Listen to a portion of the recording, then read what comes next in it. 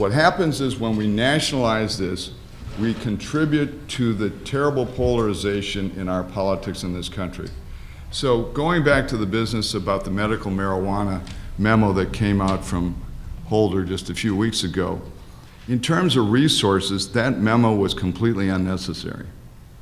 That is, as all recognize that unless you make a special effort, U.S. attorneys are not going to go out there unless there is a reason to direct them to go out there. And the resolution was in terms of resources, but the reality was not that at all. It was political symbolism. It was all about, we're on the other side from the Bush administration, socially, politically, on this issue. That's what it was about.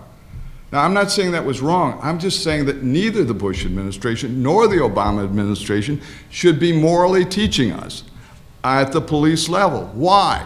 Because 50% of us don't agree with either of the one of the teachers at any given time. That's why we have a federal system. If you don't like the criminal law in this state, vote with your feet and leave. That's what our federal system is all about, allowing people who don't have the same moral views on a number of things to live in peace in different areas of the country.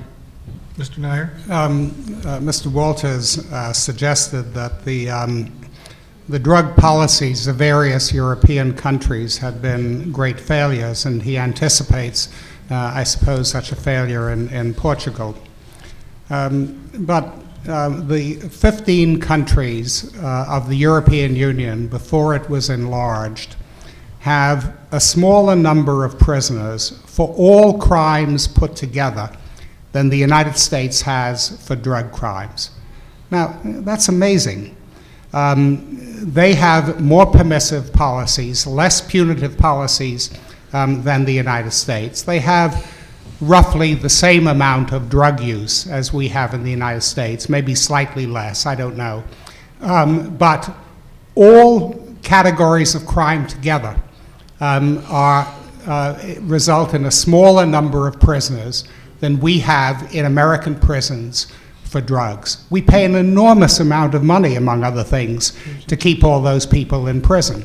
If you take the combination of the costs of the drug war and the cost of incarcerating those people, you're probably talking about $40 billion a year. Now, I know in the era of stimulus packages, that doesn't sound like a lot, but it's still quite a lot of money, $40 billion a year.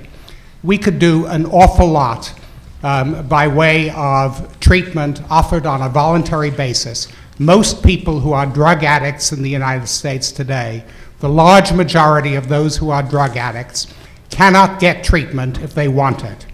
Suppose we spent that money on making treatment available to those who want it.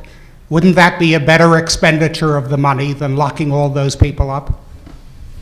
I'm going to invite the audience to participate, but Mr. Cuéllar has a statement to make. Two brief comments. This is a very informative discussion, and it's not boring. On the point about international comparisons, we can learn a lot from international comparisons, but we only have to look to the debate on healthcare to remember that these things are complicated and that America's a unique country, and in many respects, we should recognize that while we can learn a lot from looking at other countries, we also have unique challenges that we face here. So, yes, we do have a very different profile in the prison population. We have different geography. We have a different society. We have a very open society.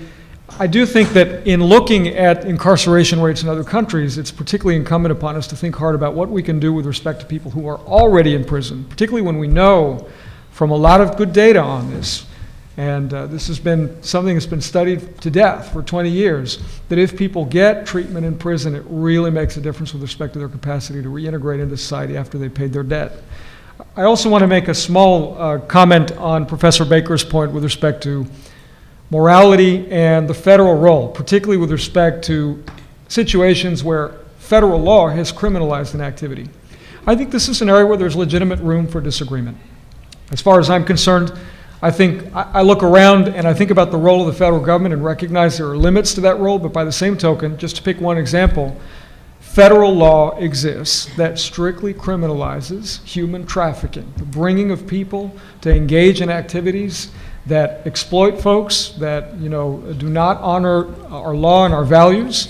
And I view it as not problematic and very consistent with what I view the role for the federal government to be, to have someone with moral authority, to have someone like the Attorney General, someone like the Secretary of Homeland Security say, this is not only against the law, this is wrong. We don't live in a country that condones this sort of thing. And I think, again, there's room for people to have disagreements about this, but there is a legitimate point of view that says it's acceptable for somebody who has that position of responsibility for enforcing the laws to say there is also a moral dimension to this.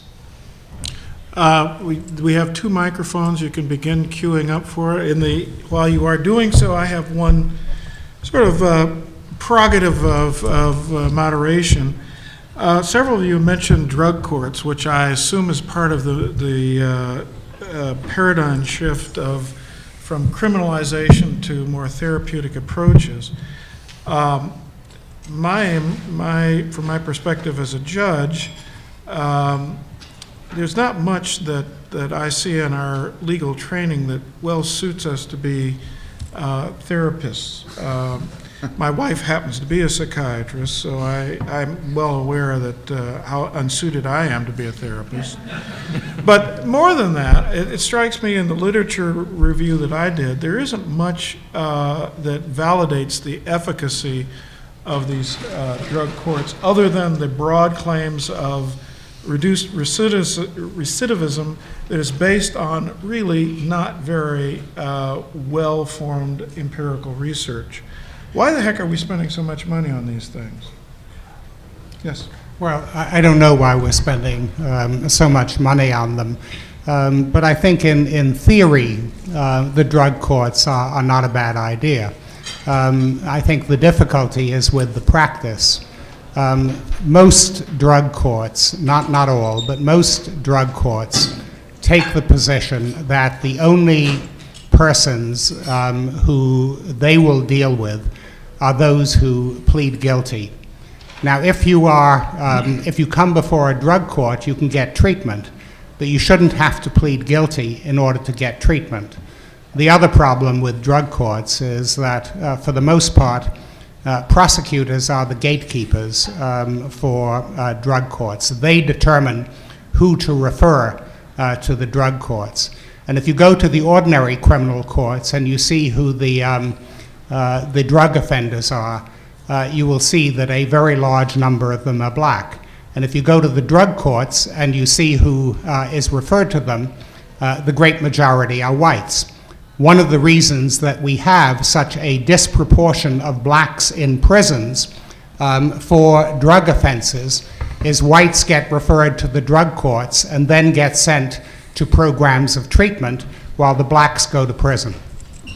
Any other responses? Let me just say 2 points.